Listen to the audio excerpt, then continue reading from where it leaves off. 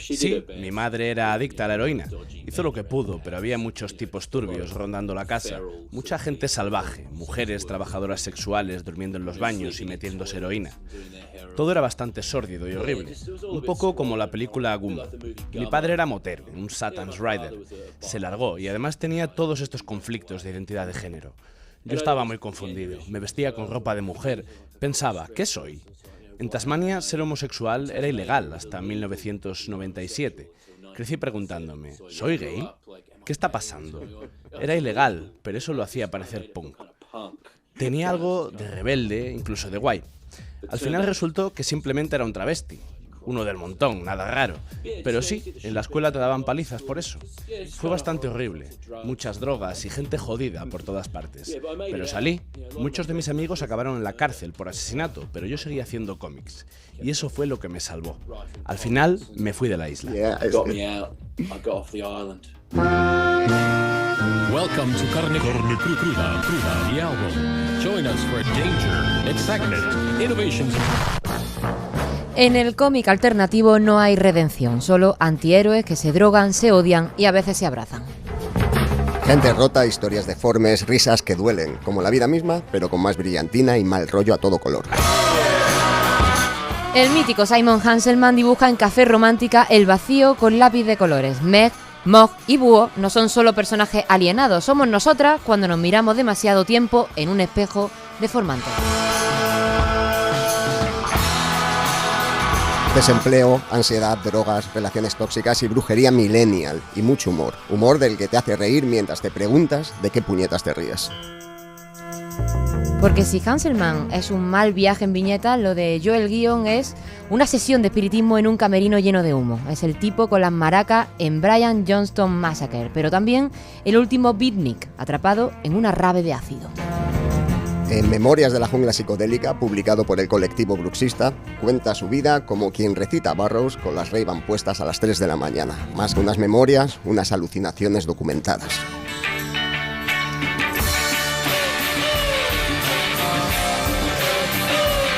Y entre las ruinas del costumbrismo español surge La Plaga, un cómic que es distopía, pero también informe forense de esta sociedad que se nos cae a trozos.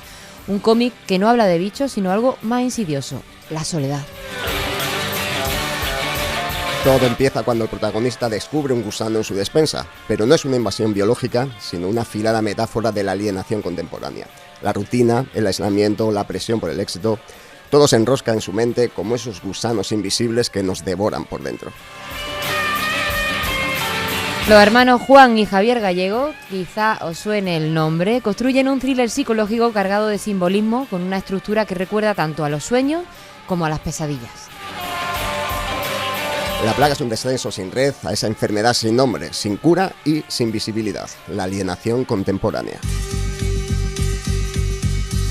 Hoy viajamos al corazón de las tinieblas culturales con 3 mapas distintos. Uno huele a porro y a fracaso existencial. Otro a incienso, tequila, backstage. Y el último, antidepresivos e infestación. Abrimos este programa en viñetas, memorias y pesadillas. Bienvenidos a la jungla psicodélica, a la plaga, al delirio ilustrado. Porque reírse del dolor no es evasión, es autodefensa. Y estos 3 libros son trincheras de papel sobre los estados alterados de conciencia. Un auténtico temazo.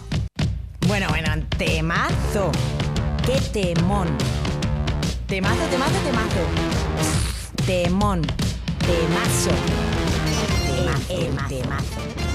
Temazo, ¿eh? El temazo hoy son 3 libros no aptos para corazones débiles que nos trae el señor Sanabria, que estaréis notando, está presentando el programa conmigo porque su ultra némesis se ha convertido hoy en invitado. Y tan a gusto que está aquí, francamente. Llevamos 4 minutos, francamente, de programa y el hombre ya está nervioso. Se levantó 2 veces, se ha abrochado y desabotonado la camisa. Sí, no todo esto es real. No puede estar tranquilo. Bueno, a ver, ¿qué pasa conmigo? ¿Por qué no me dejáis hablar? No pasa nada, tú hoy solo tienes que relajarte y esperar a que llegue tu turno. Sí, seguro que va a ser capaz de estarse media hora o 20 minutos esperando en silencio. No, probablemente no. Lo que no es de recibo es que la plaga de gusanos infectos de la que hablo en el cómic haya llegado hasta este estudio, que no sabes lo que cuesta quitárselos luego de encima. No te preocupes porque de todo eso hablaremos en un rato, te lo prometemos. Vamos a pedirle a Juan Gallego que controle a su hermano pequeño. Hola, ¿qué tal? Perdona que te interrumpa un momento. Ahora mismo te dejo seguir con el programa. Espero que lo estés disfrutando porque para eso lo hacemos. Pero, como sabes, Carne Cruda solo es posible por los oyentes que lo hacen posible. Así que si no eres productor o productora, te animo a serlo en carnecruda.es. Es muy fácil. Entras allí y puedes hacer una donación a través de PayPal o una transferencia bancaria. Y ayudas a que contenidos como este sigan adelante. Te dejo seguir con el programa. Que lo disfrutes.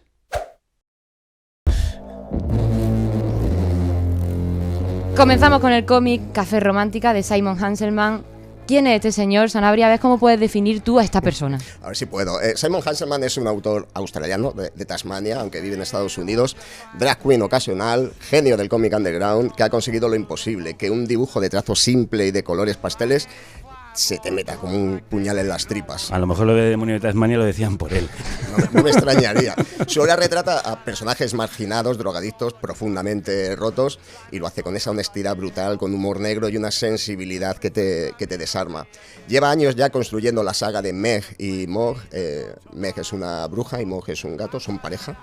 Sí. Cuenta con varios volúmenes traducidos al español. Pareja sentimental. Pareja sentimental, sí. Es una relación poco tóxica. Lo publica la editorial Fulgencio Pimentel.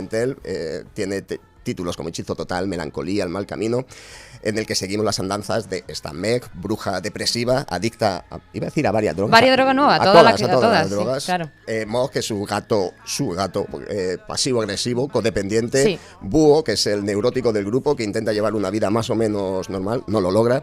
Y Werewolf Jones, un licántropo ultradestructivo y nihilista. Con todas estas mimbres pues nos sale un cesto de humor negro, drogas, salud mental, cantidad de sexo chungo y precariedad, con esta estética sucia y deliberadamente feísta. Está dando un buen rollo el programa que flipas. Sí, no, pero lo peor es que son entrañables, así que hoy nos zambullimos en ese universo manchado de rímel, emocionalmente destrozado y salpicado de purpurina de Simon Hanselmann. Háblanos de su último cómic, Café Romántica. Café Romántica, que es una explosión psicodélica, depresiva, ¿verdad?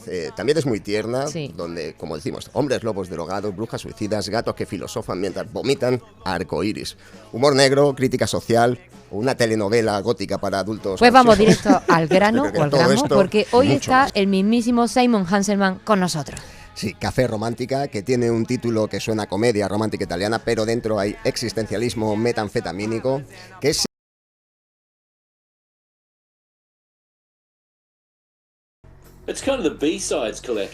Es algo así como una recopilación de caras B, supongo que como las caras B de los Beatles. Son todos singles, todas las rarezas extrañas reunidas en un solo y gran libro raro. Probablemente sea mi libro favorito de Meg y Mog de todos. En Café Romántica la fiesta continúa, pero ya nadie baila. Parece que el nihilismo de Meg y de Mog y compañía ha mutado en cierta parte. ¿Sientes que tus personajes están envejeciendo contigo o siguen atrapados en una eterna adolescencia apocalíptica? Ahora mismo están como atrapados. Es algo así como George R. Martin, que no termina ese libro de Juego de Tronos. Algo así pasó con Meg y Mog. Necesito continuar el libro El Mal Camino, de 2019, pero he estado metido en otros proyectos raros, así que los personajes están como en una especie de extraño estado de suspensión. Me alegra oír que crees que hay algo de evolución ahí. Como muchos lectores, te descubrimos durante la pandemia y Meg, Mog y Búhos siguen ahí. Provoca ansiedad leer tus libros con esa especie de estancamiento general en tus personajes. Siempre están sentados en el mismo sitio y uno quiere que, no sé, pues que avancen, que vayan más lejos, que simplemente no se queden ahí sentados. ¿Por eso parece tan real? Sí, están como atrapados en una pequeña prisión que ellos mismos han creado. De verdad necesito hacer que todo avance.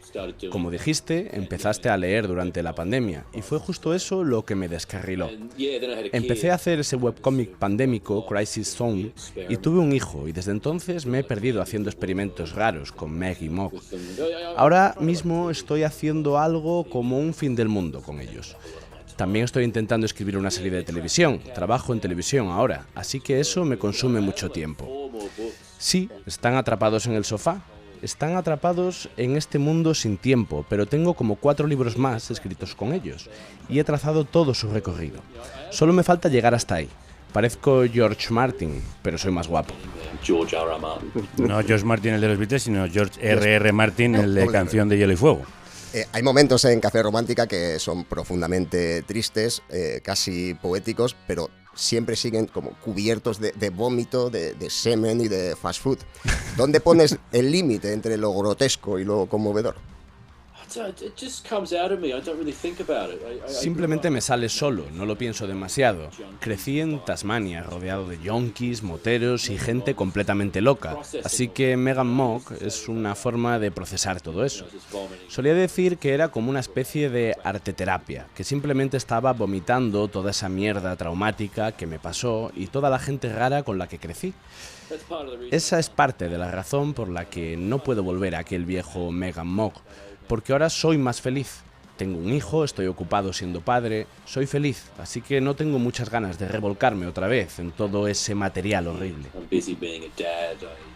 Pero es curioso que en ese ambiente en el que te criaste empezara a dibujar tan joven. No sé si era una forma de escapar de la realidad, de autopublicarte. Antes hablabas de punk. ¿Era una especie de hazlo tú mismo? ¿Cómo eran esos primeros trabajos? Bueno, empecé a autopublicarme cuando tenía 8 años. No sé de dónde saqué la idea, pero empecé a imprimir fanzines, a reproducir mis dibujos y a venderlos en el patio del colegio. Muchos estaban inspirados en Mad Magazine y cosas así, tiras cómicas de humor.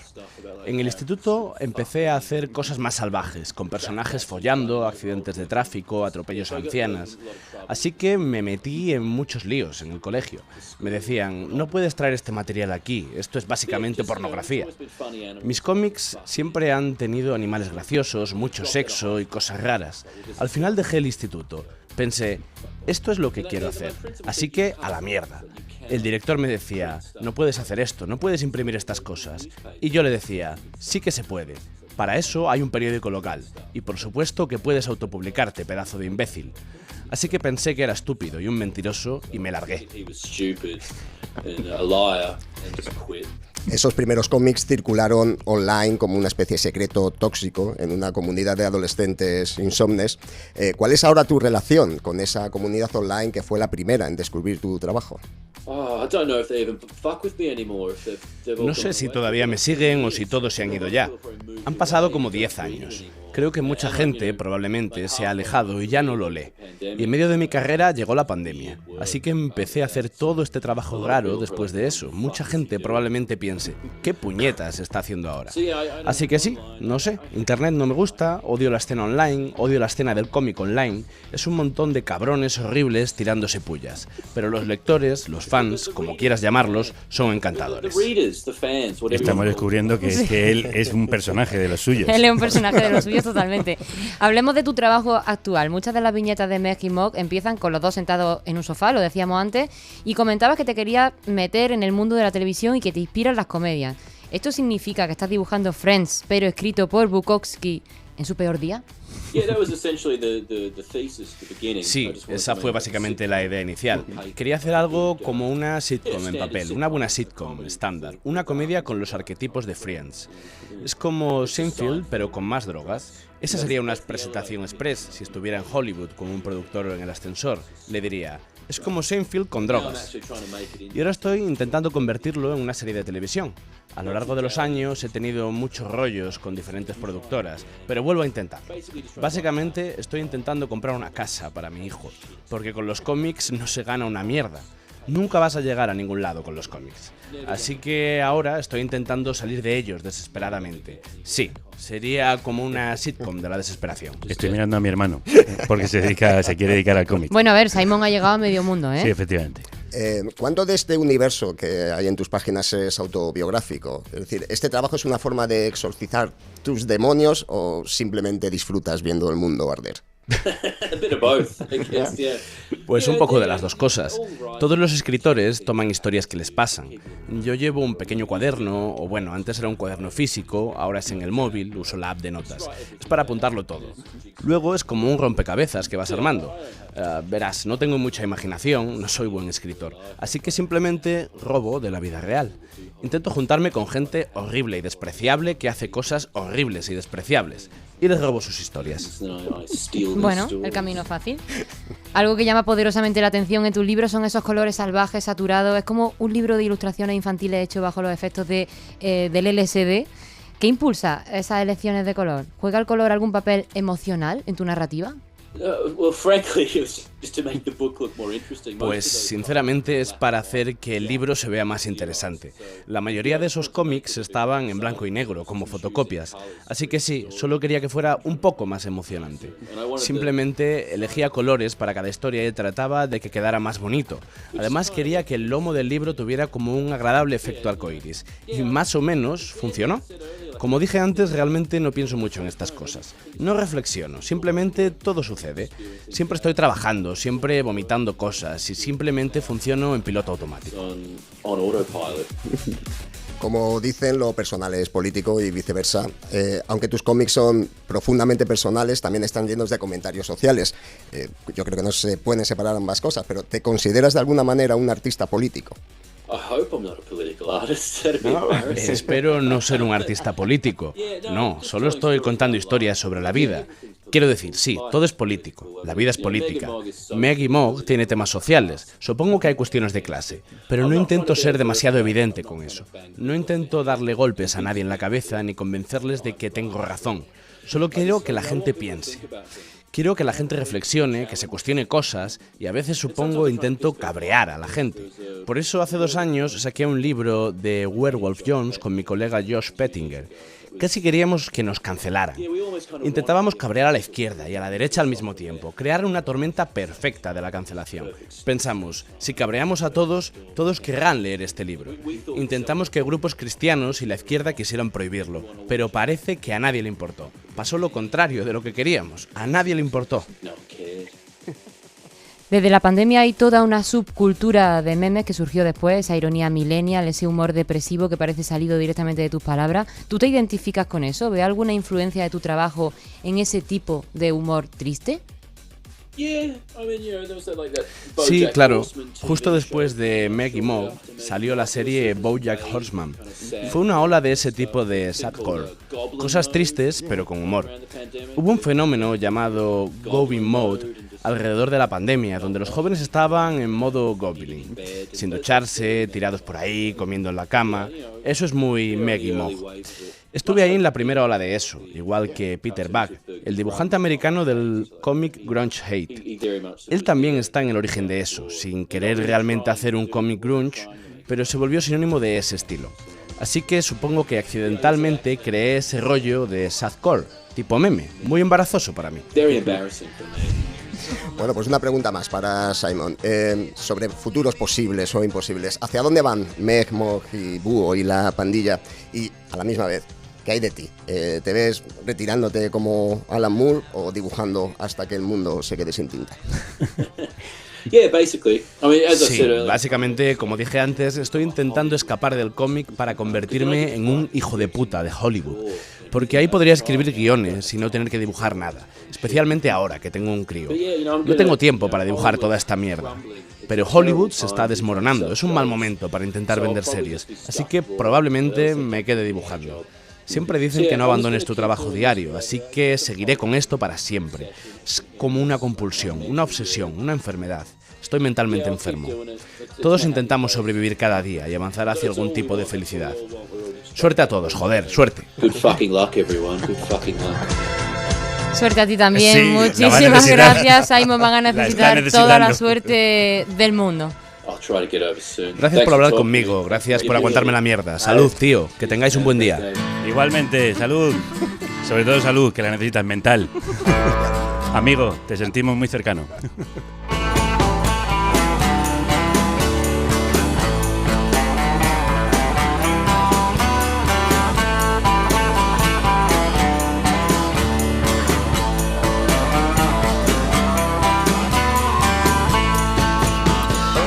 La situación había empezado de manera muy optimista. Aquel almacén industrial era un gigantesco espacio dedicado a la música, la fotografía, la pintura y otras veleidades artísticas, pero también un lugar donde se traficaba con inmensas cantidades de éxtasis y LSD. Y aunque yo no intervenía en la parte empresarial del asunto, sí que me encargaba de empapar de ácido grandes láminas de papel secante, tarea con la que me costeaba el alquiler y mis gastos. Aparte de eso, mi papel era el de mascota, de músico residente del lugar y miembro honorario de un grupo de gente entregada a la fiesta a las 24 horas al día.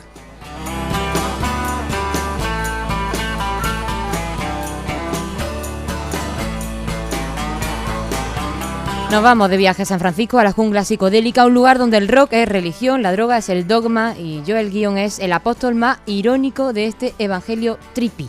Pandereta, ácido y revolución. Ego, éxtasis y autodestrucción. El diario de un loco con gafas, con bombo y verborrea lisérgica. Hoy viajamos al mismísimo centro del trip. Panderetista de la secta sónico-destructiva Brian Johnston Massacre, Joel se convierte ahora en cronista de su propia caída y resurrección en forma de libro, Memorias de la jungla psicodélica, publicado por el colectivo Bruxista. Que más que una memoria, una patada de LSD al ego del rock. Una mezcla de Hunter S. Thompson con Spinal Tap. Guion escribe como toca, a golpes, con ritmo y sin filtro. Nos lleva por su infancia disfuncional, su salto a la escena de San Francisco, los días de gira con Brian Johnston Massacre y compañía y su lucha contra su propio naufragio mental. Otro más hoy.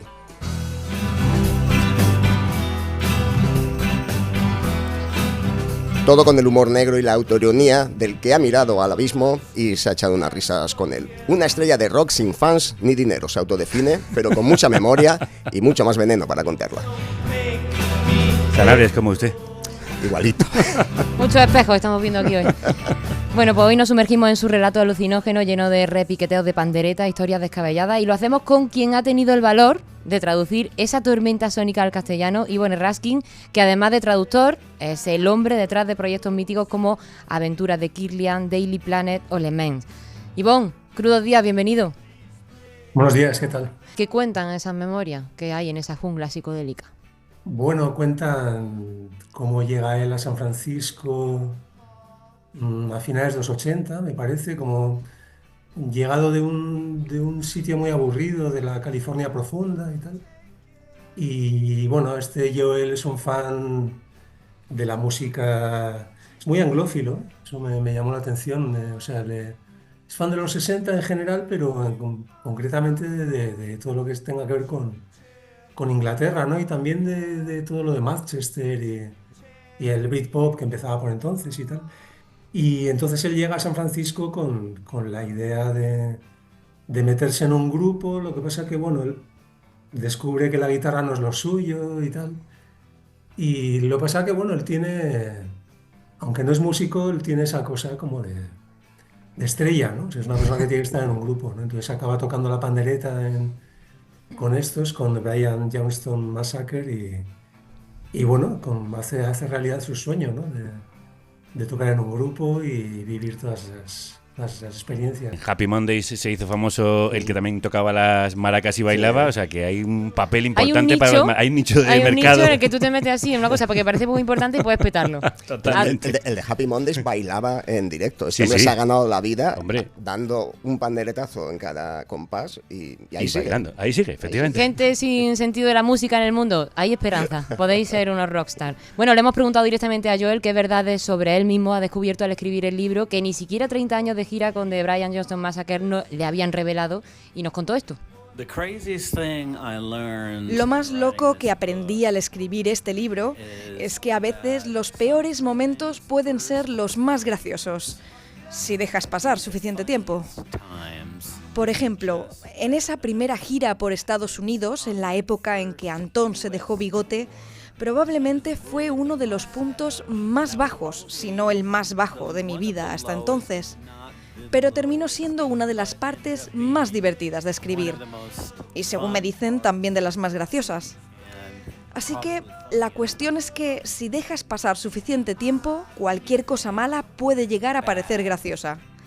Y eso es algo mágico.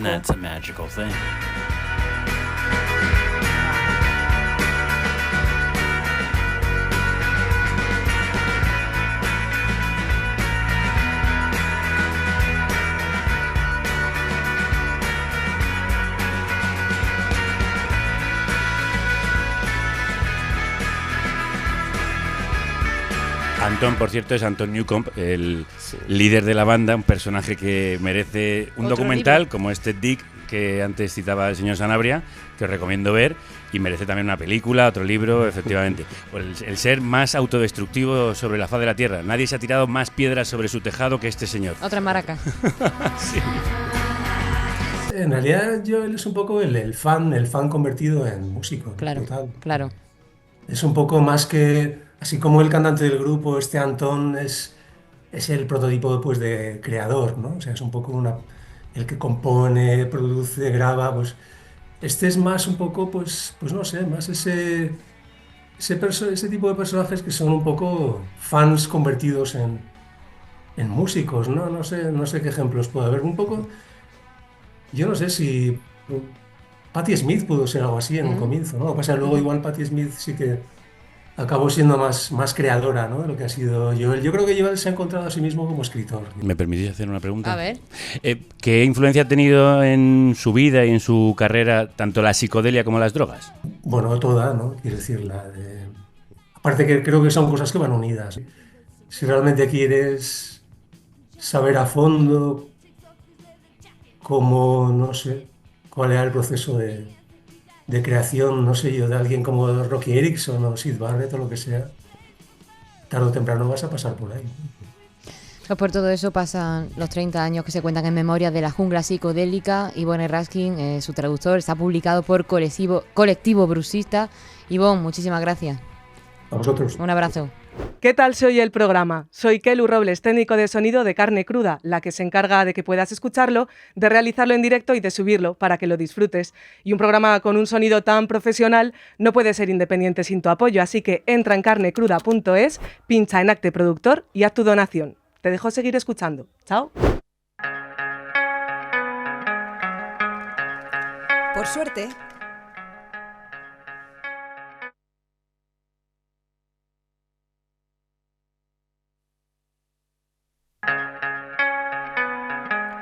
suerte, o al menos eso creímos al principio, el bar hace tanta caja esa noche que nos regalan una botella de whisky para celebrar los buenos ingresos y la actuación. Media botella más tarde, en el aparcamiento, a Matt se le va la pinza porque dice que no le escucho, o me comporto como si su opinión no importara, o las dos cosas. Me pega un empujón y de repente me veo forcejeando borracho con un tío que no está para bromas. Los dos vamos muy puestos de esa anfetamina motera que esnifamos sin parar, y el whisky funciona como un combustible de cohete que nos propulsa a los dos al planeta Andrómeda. Un día cualquiera en la vida de la Brian Johnston Massacre, amigos. Un día cualquiera sobre esa banda y sobre Joel, por lo que queremos preguntarle a Patricia Godes, una de nuestras periodistas musicales favoritas. Crudos días, Patricia. Hola, muy buenas, ¿qué tal? Oye, ¿y cómo ha sido la relación que han tenido durante todos estos años Joel con Anton, que son dos tipos que se han estado auto-boicoteando toda la historia? Es una especie de Quijote y Sancho Panza. Sí, amor y odio, encuentros y reencuentros. Joel se escapa un montón de veces, vuelve... y de todas maneras tampoco sabes por qué entra en el grupo, porque él no era ni músico, ni percusionista, ni nada. Y Antón, que se ve que está como una cabra de verdad, le dice, ponte a tocar la pandereta. Y dice, yo no he tocado nunca la pandereta. y le dice, bueno, tú mira lo que yo toco y sígueme. Y él escribe muy bien. De todas maneras se nota que no había escrito, bueno, lo que se escribe en secundaria y todo eso, que tal como va escribiendo... No, el libro original tenía más de 1000 páginas. Ajá. Entonces el editor le ha dicho, mira, esto no es la Biblia en verso, esto es la Biblia, el Quijote y Madame Bovary en verso, no te lo publico, déjalo en 444. Entonces, tal como van progresando, ves que está mucho mejor escrito, que es más ágil, pero aún así las... Carcajadas tienes 3 o 4, pero la sonrisa la tienes todo el rato, que es el buen humor, ¿no? La literatura humorística que te hace pasártelo bien, aparte de los 4 o 5 chistes. Entonces, él describe muy bien cómo está en el escenario mirando cómo se mueve la mano derecha, la mano rítmica de la guitarra, de la mano de Antón tocando la rítmica en la guitarra, y él cada vez que se acerca a las cuerdas mueve la pandereta, ¿sabes? El tío está súper nervioso, pero como lleva un colocón encima, lo hace muy bien, sale todo, que no sabe cómo, pero sale y sigue en el grupo. Se recorre en Estados Unidos, se meten de todo, y una de las cosas que le pregunté es, Joel, después de 444 páginas contándonos que estás arruinado y contándonos que te has metido de todo, incluso cosas que sabemos que son muy peligrosas, ¿cómo tienes, ahora que te ha dicho el médico, cómo tienes ahora el perfil sanguíneo, cómo tienes los pulmones, cómo tienes el hígado? ¿Y cómo los tienes? Todo muy bien. Todo muy bien, todo muy bien. Y dijo una cosa muy inteligente, estuvimos hablando en broma, porque el tío es un humorista, ¿no? Dijo dos cosas muy, bueno, todo muy inteligente, pero chistes, esto completamente en serio. Él dijo que sabía desde el principio que ese modo de vida tenía fecha de caducidad y que iba a llegar un momento en que tenía que dejárselo si quería llegar a los 50 y tantos años que tiene ahora, vivo y sin problemas de hígado y sin problemas de nada. Y pues eso, que lo dejó, no ha tenido ni que hacer curas, ni rehabilitación, ni nada, porque lo tenía siempre presente, pasarse al día todo lo que pudiera hasta que llegase el momento de cortar por lo sano. Llegar sin enfermedades graves y también sin todo el éxito que podrían haber tenido, porque sus mayores colegas eran los Dandy Warhols, que lo petaron, mientras ellos no. ¿Por qué? ¿Son una banda que se auto-boicotea? Él lo explica directa y claramente, porque a los Dandy Warhols los contrata Capitol, una multi. Y aquí en música no nos engañemos, nos queremos creer que hay talento, que hay trabajo, que hay magia, hay inversión. Y si inviertes $600,000, tú te conviertes en una estrella y te dan los Grammys y te dan los premios y haces giras mundiales y te diseñan los trajes no sé quién.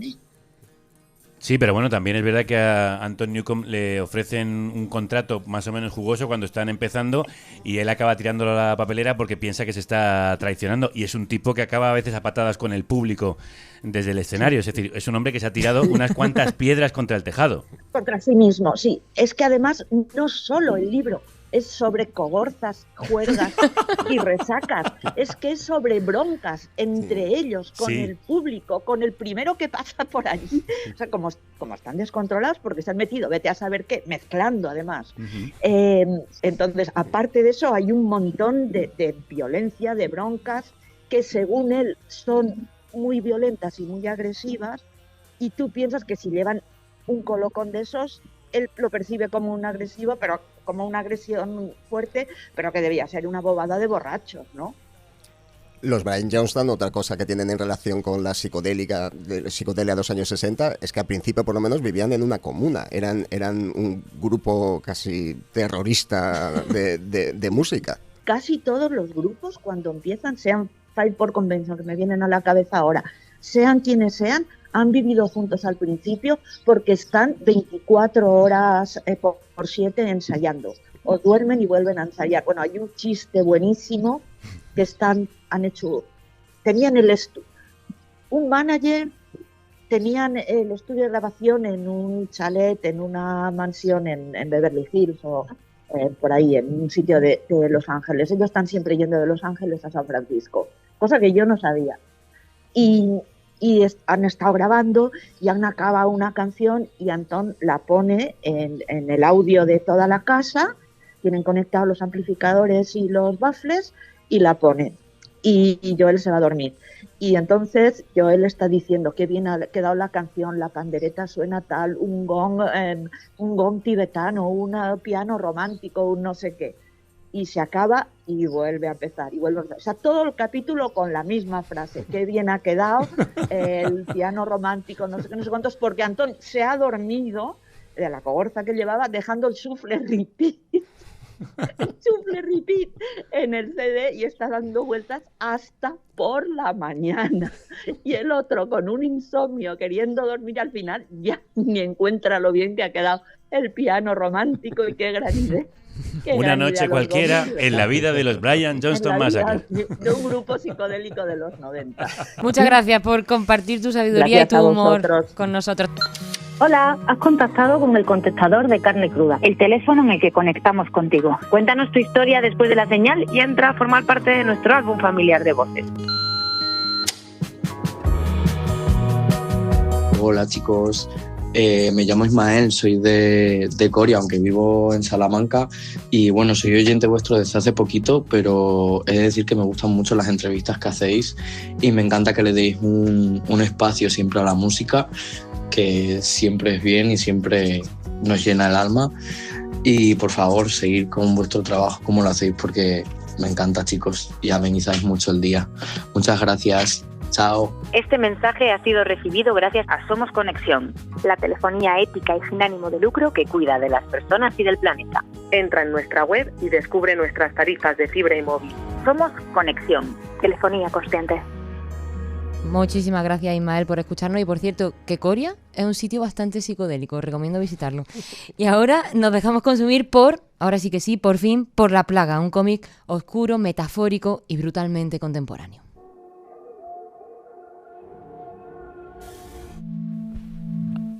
A veces puedo sentirlo. Cuando todo está en silencio, puedo sentir sus dientecitos clavándose en la carne. Noto cómo me muerde hasta el hueso con su boquita de insecto. Ñic, ñic, ñic, ñic. Tan lento y tenaz como el gusano que se abre paso bajo tierra. Ñac, ñac, ñac, ñac. Pero no siempre fue así.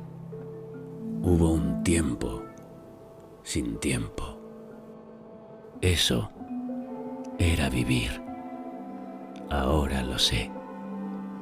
Por entonces, mi corazón y el de ella latían con tanta fuerza que no escuchábamos su zarpa cavando en la tierra.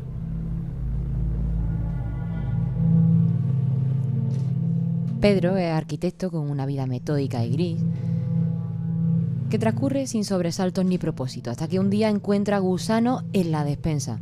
Y no es solo una plaga, es la fisura por donde empieza a filtrarse todo lo que lleva años pudriéndose por dentro. La rutina, la soledad, el miedo a fracasar, esa presión absurda por rendir en un mundo que hace agua por todos lados. Con guión de... Hablando de gusanos... Bueno, no lo he podido evitar. Gracias por romper la solemnidad de esta descripción. Con guión de mi buen amigo Javier Gallego y Crudo. dibujos de mi buen amigo Juan Gallego. El cómic es una distopía íntima, un thriller psicológico, un retrato en viñetas del malestar moderno. Como decíamos al principio del programa, aquí no hay héroes, no hay redención, hay alienación, poca salud mental, paranoia y un zumbido constante que te recuerda que algo marcha mal. Javier, Juan, crudos días. Crudos días. Crudos días. Bienvenidos. ¿Cómo Muchas estáis? gracias. Bien. ¿Os han dejado los gusanos llegar hasta aquí? Sí. Bueno, a ver, Ahora estaban sí. comiendo por dentro y no te dejan, ¿No te das cuenta? descansar. Yo tengo plagas ahí. Sí, La Plaga no es un comisol, es una bajada a los infiernos de lo cotidiano. Perdón, pero ¿cuántos gusanos hay que tener en la cabeza para crear algo así, para escribirlo y para dibujarlo? Empiezo yo, que fui el primero, que el proceso empieza siempre por el guión. Y bueno, yo tuve una plaga real, una plaga de gusanos insidiosa, que además se hizo tenaz y no podíamos acabar con ella en un piso compartido hace cosa de 15, 20 años. Qué asco, dice Sí, el protagonista. qué asco, sí. Y entonces esa plaga, que al principio era física, se acabó convirtiendo en una plaga mental, una obsesión con... Qué difícil es acabar con las obsesiones, valga la redundancia, ¿no? Y me pareció que era un buen punto de partida para contar una historia de terror psicológico, de miedo psicológico, también de cotidianidad sobre todo eso que nos consume por dentro y que no somos capaces de vencer, como es el miedo a vivir, el miedo a fracasar, las oportunidades perdidas, el miedo a la soledad, el miedo a la depresión, que en el fondo son todos los miedos y todas las plagas que yo tengo siempre. Quedarme solo, no levantarme un día de la cama, que se me vaya la cabeza. Creo que todo el mundo tiene un poco esa presión a veces en la cabeza de... ¿Y si la vida no sé vivirla? Y si no estoy viviendo, no sé vivir la manera, no sé vivir mi vida, dice, ¿no? El protagonista, no se puede vivir otra vida y no sé vivir la mía. ¿Y esto cómo se lo plantea tu hermano? ¿Una comida familiar o qué? llega y le cuentas el panorama. No, nosotros hicimos un cómic anterior, como si nunca hubieran sido, basado en un poema mío sobre la tragedia del Mediterráneo, que por cierto sigue vigente, desgraciadamente, y estamos viéndolo en noticias como la que ayer mismo vimos de personas ahogadas en Canarias. Y mientras él estaba dibujando esa historia, yo estaba escribiendo La plaga, que era en principio la que iba a ser nuestra primera historia juntos en el cómic, porque nosotros somos fans. Yo lo soy a través de él desde hace muchos años. Y a partir de aquí me callo, que no hago más que hablar. A ver, que hable el que ha tenido que trabajar físicamente este libro, que vaya a dibujar. Más rato, sí. Más rato, no. desde luego. Él estaba súper liado con la vida. Con esto. Sí, con esto en con general. este chiringuito. Entonces yo era como, venga, acábame el guión, pero no lo terminaba. Entonces yo en un momento ya como así un poco desesperado. También dije, estaba escribiendo una novela, no sé si te acuerdas. Eso, bueno, esto. Cosillas. Estas cosas. En su vida. Y entonces me lancé con lo de Como si nunca hubieran sido, que era nuestro anterior. Eso que básicamente lo que hice, ya el poema estaba escrito, con lo cual yo adapté, digamos, el formato a cómic y ya está. Y entre tanto, ahí sí ya le dio tiempo a acabar la historia.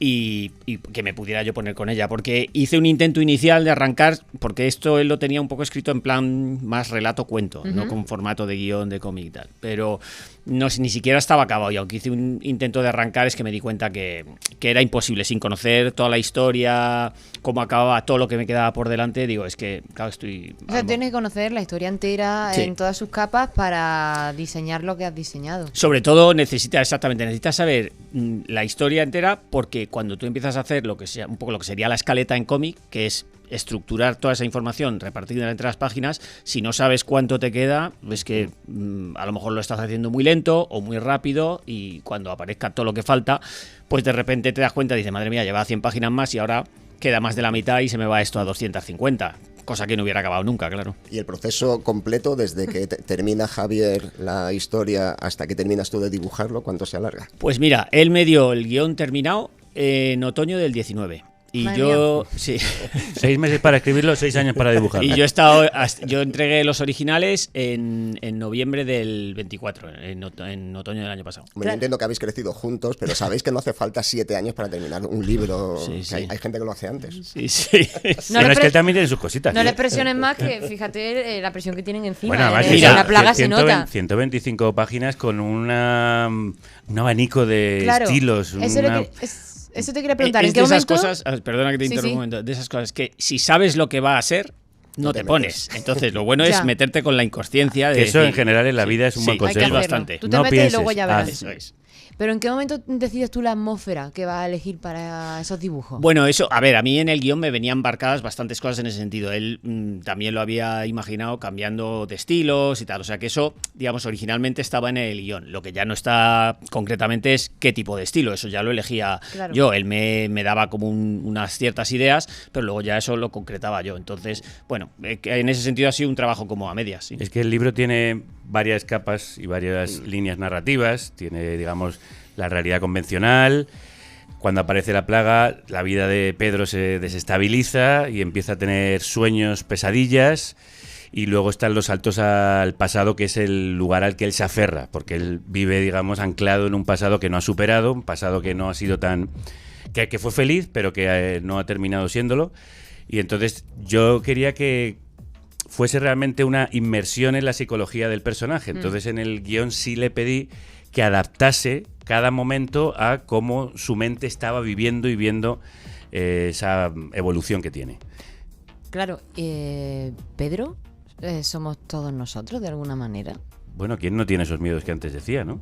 Yo siempre digo que la vida de Pedro no se parece en nada a la mía, exceptuando algunas manías como cierto orden, cierta... Levantarse a las 7:01. Por ejemplo, eso es una manía personal, no hacer nunca una hora exacta, que son cosas que yo sé que tengo, manías para controlar el desorden y la dispersión mental, o sea, cosas como colocar las cosas siempre en el mismo sitio, etcétera, pero no se parecen nada a mi vida y sin embargo creo que es mi reverso tenebroso, es la sombra que yo llevo. ¿Tú tienes miedo de convertirte en Pedro? Sí, siempre lo he tenido, siempre he tenido miedo de no hacer las cosas que quería hacer, de no atreverme, de tener miedo al fracaso, precisamente porque está ahí Pedro, yo estoy aquí.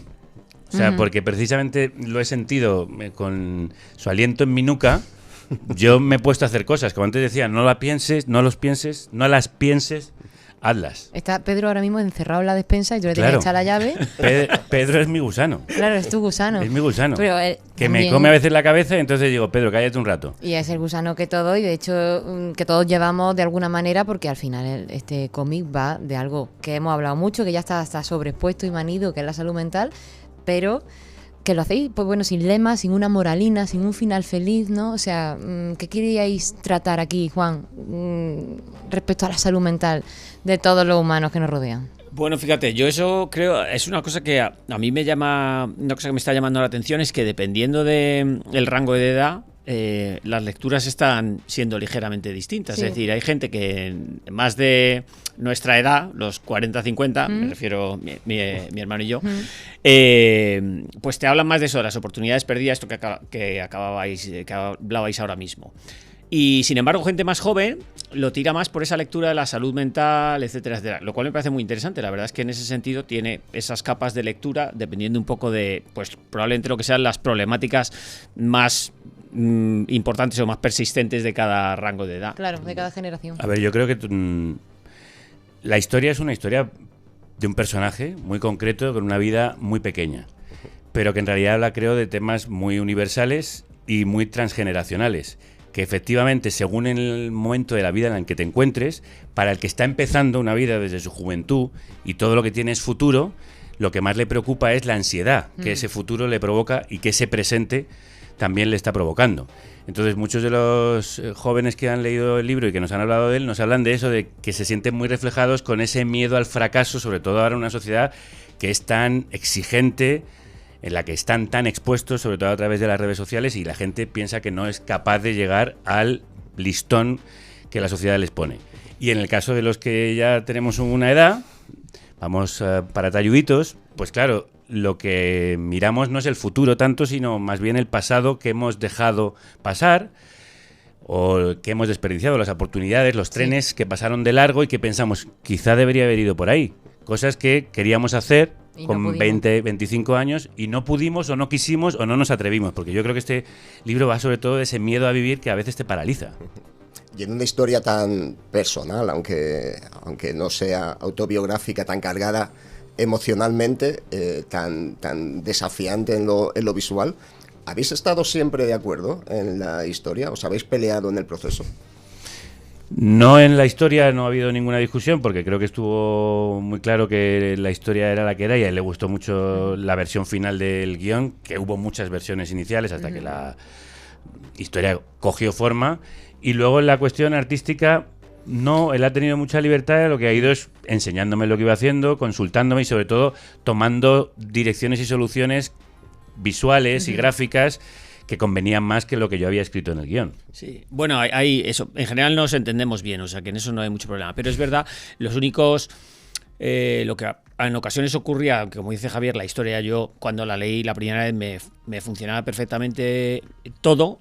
Es verdad que cuando te pones a aterrizarla ya gráficamente, es decir, empiezas a dibujar, hay cosas que te das cuenta que no funcionan tan bien como al leerlas te parecía que iban a funcionar. Entonces ahí, bueno, pues sí que normalmente yo le planteaba los cambios, se lo decía, oye, esto funciona mejor así, así, tal, pero vamos, lo veía bien y tiramos para adelante. O sea, en ese sentido nos hemos entendido bien. Pasa incluso, perdona, en el anterior, que para mí era más delicado porque era adaptar un poema donde yo sé lo que es tocarle un verso a un poeta. O sea, yo le dije, bueno, los versos no los voy a tocar, porque además no me siento capaz, pero sí que tenía que reordenarlos para que visualmente esa narrativa funcionara. Y también me lo aceptó, o sea que esta era más fácil. Bueno, aquí lo interesante yo creo que ha sido el despliegue de estilos. Es que hay, ¿cuántos? Hay pues hasta 15. Vamos, hasta no, 15. No. Es que hay 15 atmósferas distintas, hay 15 estilos distintos. Y bueno, y hay algunos súper coloridos y otros súper oscuros. Pero ¿cómo puede hacerlo todo bien? A ver, yo... bueno, muchas gracias en eso. Yo, de hecho, fíjate, es de esas cosas que lo mismo, te lanzas, lo empiezas a hacer y yo, sobre todo al final, que llevaba ya mucho tiempo, yo le dije a Javier en un momento, digo, mira, yo ya he perdido la perspectiva, no sé si está bien, mal, regular, yo ya voy a tirar para adelante, porque después de todo el tiempo que llevo, pues esto ya va así. Pero es verdad que, bueno, en fin, supongo que es una combinación de oficio e inconsciencia. Y de todos estos estilos, ¿los anticipabas tú de alguna manera, Javier, o te iba sorprendiendo? A mí me ha sorprendido, claro, cómo él ha plasmado en imagen lo que yo le pedía en palabras. Es verdad que estaba muy detallado el guión, viñeta por viñeta, porque yo me di cuenta que escribir un cómic es un juego entre la palabra y la imagen, evidentemente. Entonces algunas cosas solo hace falta cortarlas con imagen, otras con la unión de ambas, u otras con la palabra. Pero él ha ido decidiendo cada uno de los caminos. A mí, por ejemplo, ese momento psicodélico tipo Chris Ware me parece espectacular y totalmente sorprendente. Los sueños me parecen en algunos especialmente muy angustiosos, y muy los bonitos. tratados como de cuerpo humano, Sí, que de se cuerpo hacen humano para también. explicar los sueños. Sí, para explicar también los insectos. Yo quería también que tuviera, no sé si en algún momento sí que le dije que tuviera, pues, por ejemplo, la utilización de un mapa para ver lo ordenada que es la vida de Pedro. Pedro no puede salirse de ese mapa porque si no cae en el abismo. Y eso sí que luego él lo tradujo de la manera brillante que creo que lo ha hecho, pero esto estaba en el guión, igual que también que tuviera un cierto aspecto de informe médico o de tratado de anatomía. O sea, hay ciertas cosas que estaban ahí. El sueño ese de la anatomía estaba muy eso, que fuera ese tipo de ilustración. Por ejemplo, en el de que decías tú del papel milimetrado geométrico, tú hablas más de como líneas rectas, distancias marcadas. Yo visualicé inicialmente otra cosa, pero de repente me vino a la cabeza la idea del papel milimetrado y lo tiré por ahí. Y a mí me parece interesante no solo esa inmersión en la cabeza de Pedro y ver cómo va cambiando su mente y cómo se van alterando los estados de su mente, porque de eso también trata el cómic. Me interesaba porque creo que al final es una muestra de lo diversa que puede ser la vida, la cantidad de oportunidades que tienes en la vida. En el cómic hay pues una diversidad de estilos que son la representación de la capacidad que tiene la vida de ofrecerte caminos. Y lo que le pasa a Pedro es que no elige ninguno de ellos. La vida es amplísima, él está encerrado en un sitio en el que hay un juego muy potente entre el dibujo y la simbología. Están los gusanos, están los espacios cerrados, está la repetición, está la comida. Ahora no puedo quitármelo de la cabeza. Es angustioso. No dejo de escuchar sus golpes. Tic, tac, tic, tac. Como un escultor que va deshaciendo la piedra con el cincel. Toc, toc, toc, hasta convertirnos en polvo. Cada martillazo es un instante que cae fusilado. Pum, pum, pum. Cada campanada que suena. Dong, dong. Tom. Toca ha muerto. Antes, el reloj marcaba las horas que llegaban. Ahora, los segundos que se han ido.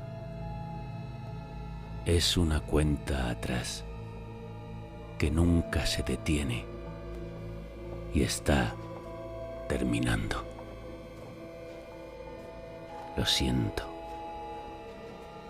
A veces puedo sentirlo. ¿Qué es lo que te interesa tanto de los estados alterados de conciencia? Bueno, pues las posibilidades que tiene la vida de vivir distintas vidas, que también creo que tiene que ver mucho con la creación. Pero escribir también, es una manera de vivir otras vidas y alterar la conciencia es no solo una forma de conocimiento y encontrar zonas de ti mismo que probablemente no quieres mirar o no puedes mirar de otra manera, y además también tiene una parte lúdica que me parece interesante. A mí todo lo que sean posibilidades para la vida creo que hay que explorarlas en la medida en que uno tenga el atrevimiento. Claro, pero hay caminos a la psicodelia que son divertidos y hay caminos a los que son angustiosos. Que son angustiosos y que provienen de cierta, bueno, en este caso pues podríamos ver que está vinculado con la enfermedad mental, con la depresión y demás. Sí, yo he vivido la depresión de cerca por alguien muy querido y es algo que me angustia también, la posibilidad de que a mí me pase, la posibilidad de caer en un pozo sin fondo. También hay que decir que la novela gráfica no es tan oscura y siniestra como este principio que escuchábamos, que tiene que ver con el final y que también te avisa de que esto va sobre el paso del tiempo, ese tiempo que a veces es insidioso, como ese gusano ñic, ñic, ñic que te va comiendo, ¿no? Pero luego, al final, esto es una puerta de entrada oscura a un mundo de Pedro que más que oscuro es gris, más que negro Sí, es gris. Bueno, y ahí hay mucha luz, o sea, en el lugar de trabajo era un señor gris, pero ahí se ve mucha luz, hay atmósferas que van cambiando mucho. Donde hay mucha luz sobre todo es en lo que ha pasado. En la infancia, que es el paraíso perdido, y en la pareja que tuvo y que también se rompió, en la relación en la que además ellos tenían un juego en el que se hacían pasar por otras personas y ahí vivían un momento, digamos, tórrido y romántico de su amor. Y eso tiene que ver mucho con Pedro. Pedro no se atreve a ser la persona que quiere ser. Solo es capaz de romper sus límites cuando se hace pasar por otra persona. Y eso creo que también nos pasa mucho, ¿no? Que a veces nos sentimos muy limitados, no somos capaces de romper con nuestras propias barreras mentales, ¿no? Por eso también hay que alterar la conciencia. A mí me pasaba leyendo el cómic que conociendo a los autores no era capaz de desligar lo que era real, lo que erais vosotros y lo que era el personaje, pero a lo largo de las páginas a mí el personaje central cada vez se me va pareciendo más a cierto presentador radiofónico. Sí. Eso estaba buscado. Sí, eso ha pasado casi de manera inconsciente pero natural, porque yo para la construcción de las imágenes en las viñetas tomaba referencias fotográficas, entonces hacia el final yo mismo me daba cuenta, digo, cada vez se parece más a Javier este tipo físicamente. Yo también empezaba a inquietarme. Sí, ¿no? Es una mezcla de Javier y mi profesor de geografía del instituto. Es que igual yo... el señor Cosano. Señor Cosano. Es que además es un igual yo tipo tengo alguna muy gris. relación. Pues efectivamente, igual yo tengo una parte que se parece a tu profesor Cosano. Un saludo, era un magnífico profesor, Cosano. muy ordenado. Como Pedro. Claro. Pedro. Y te asustaba un poco, ¿no? Ese parecido, o iba diciendo inevitable. Bueno, es que es un poco inevitable. Inicialmente digamos, el diseño de personajes que yo hice no se parecía tanto. Claro. Pero es que de manera muy, muy natural ha ido. Eso entonces tampoco he luchado contra ello. Lo he dejado. No, si el que ha sentido miedo he sido yo. Cuando veía que se estaba reflejando. Que claramente.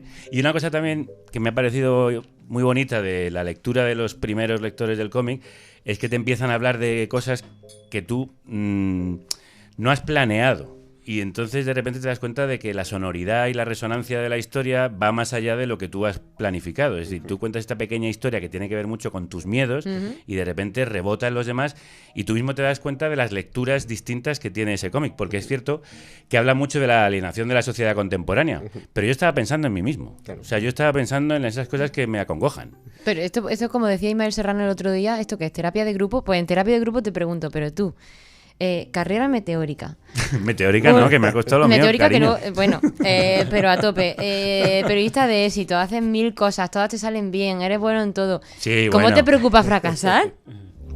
Bueno, precisamente por eso. Mira, me pone esta música, Kelu, como de, venga, me tumbo en el diván. Sí, o sea, en el diván espacial. Como he dicho antes, porque existe Pedro, que es mi sombra, mi reverso tenebroso, creo que yo he hecho las cosas que he hecho. También con ayuda de mucha gente. Porque esto lo hago con mi hermano. El programa, evidentemente, lo hago con vosotras. Yo creo mucho en el trabajo colectivo. Hay algunas cosas que he hecho en solitario, como la novela o la poesía. Pero, en fin, como tenía mucho miedo al fracaso y tengo mucho miedo a fracasar... Por ejemplo, he tardado mucho en escribir, que de eso habla mucho la novela gráfica. Y eso me iba comiendo a mí. El paso del tiempo, es decir, tú querías ser escritor desde muy joven y hasta los 40 años no has empezado a publicar en serio, ¿no? Y ese era tus trenes, ¿no? Esos eran mis trenes que yo veía pasar, ¿no? Y bueno, he tenido relaciones sentimentales muy importantes que se han roto. Yo nunca he tenido claro si quería o no ser padre. Estoy haciendo aquí una terapia total. Madre mía, ¿cómo está esto, niña? Y tengo siempre ese hueco en el corazón que no sé si se llenará. O sea que sí, que de verdad que esto es otra vez a tumba abierta. A tumba abierta, libro Nunca abierto. Mejor dicho. Bueno, y ha tenido, también le he preguntado a Juan por qué ha tardado tanto en dibujarlo y se habrá metido en ese mundo. ¿Ha tenido alguna parte de exorcismo personal? ¿O habéis curado de las preocupaciones vinculadas con lo que se cuenta aquí? Bueno, yo en ese sentido no tanto. Para mí sí que ha servido para una cosa, es para, digamos, probarme a mí mismo que soy capaz de sacar un proyecto así de largo entero, porque yo una de las cosas que me pasaba antes de empezar a hacer cómics es que, como es un medio al que le tengo mucho cariño y mucho respeto. Pensaba, digo, igual no soy capaz de hacer una cosa coherente de tantas páginas, etcétera. Entonces, bueno, pues sí me ha servido para eso, para por lo menos decir, bueno, pues he sido capaz. A mí eso me pasaba con la novela. Decía, pero ¿yo seré capaz de escribir una novela? A ver, ¿habéis escuchado a Simon que de eso no vaya a vivir? No, pero, efectivamente. Pero te has demostrado que sí que eres capaz. Pero tú ya entonces te ves metiéndote en más proyectos, haciendo más cosas. Sí, no, a mí me encanta, en ese sentido me encantaría. Es verdad que, bueno, ya que no vamos a vivir de ello, por lo menos los proyectos me tienen que ilusionar mucho. Es decir, tienen que ser historias que yo diga, no, o sea, no va a ser dibujar por dibujar, sino que la historia realmente me llegue y me emocione. A ver, ¿cómo llamaban en la página? Los famosos hermanos gallegos. Los famosos, a ver, no sé si viviréis de ello. Tienen que seguir su meteórica carrera, por citarte a ti. Sí, evitando el fracaso. Evitando el fracaso, meteórica carrera de sacar un cómic cada 7 años. Hay que ir más lento, el mundo se va a acabar como sigamos haciendo las cosas tan rápidas. Está bien. Tienes toda la razón. No pasa nada. Y no sé si viviréis de ello, pero desde luego está siendo muy bien acogida. ¿Sí? Aquí lo estamos notando, está viniendo mucha gente a entrevistaros, hay expectación, hay interés. La Plaga se presentó el día que salió a la venta, el pasado 14 de mayo, pero si no tuvisteis la oportunidad y os habéis quedado con ganas de mucho más, Juan y Javier estarán este viernes a las 6 de la tarde en la Embajada de los TVO en la calle Cáceres 28 de Madrid. Eso es. Dejaos infectar, familia, y no tengáis miedo a la cruda realidad.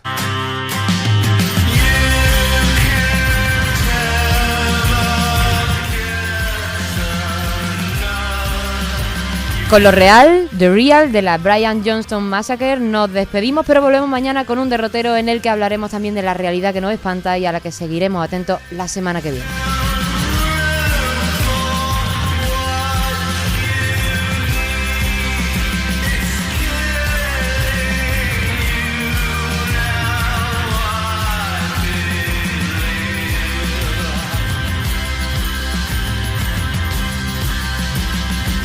Por mucho que duela, como cantaba Kiko Veneno, la vida merece la pena vivirla, sobre todo si tenemos la suerte de que no intenten quitárnosla a cada instante. ¿En qué momento le hemos dicho a este señor que puede tomar el mando del programa, señor Sanabria? A mí no se me ocurre. Yo venía aquí a presentarlo y de repente, como una infección de gusanos, me acaban de expulsar. ¿Y podemos eliminar ya esa plaga infecta con forma de persona, Violeta? Yo creo que por una vez que estamos limpios de infecciones y estáis aquí, vamos a dejarlo. Vamos a abrir un paréntesis en las hostilidades.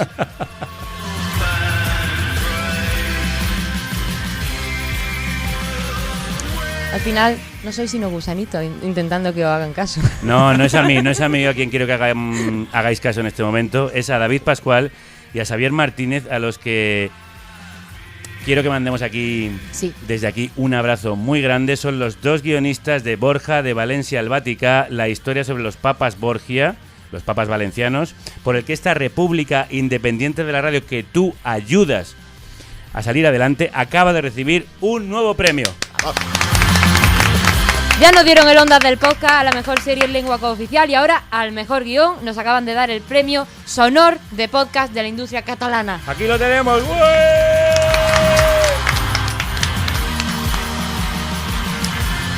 Aquí está claro que el único mérito que tiene el señor Gallego es rodearse de gente con más talento que usted. Yo también lo hago, ¿eh? Yo con usted, ¿sabe lo que tengo? Caridad. Y yo con usted me he ganado el cielo 2 veces. Y yo el infierno. Hoy nos lo hemos ganado Juan y yo. Aguantando vuestra turra. Nos vamos a ir ya. La semana que vienen, atención. No va, a ver, esto no va a superar lo presente, no, perdón, ¿vale? Pero va a estar casi a la altura. Casi a la altura, porque vienen Oliver Lache, Erika Luz y Sara Torres, entre otros. Con las dos últimas hablaremos sobre el deseo. El deseo. Esto es una cosa que viene muy bien para cuando te sientes que no puedes vivir. Cuando estás encerrado, piensa en desear. Desear es lo que mueve el mundo. Hay que tener buenos deseos. Nos encontramos el lunes deseando. Hasta entonces, salud y república. ¿Y que la radio os acompañe.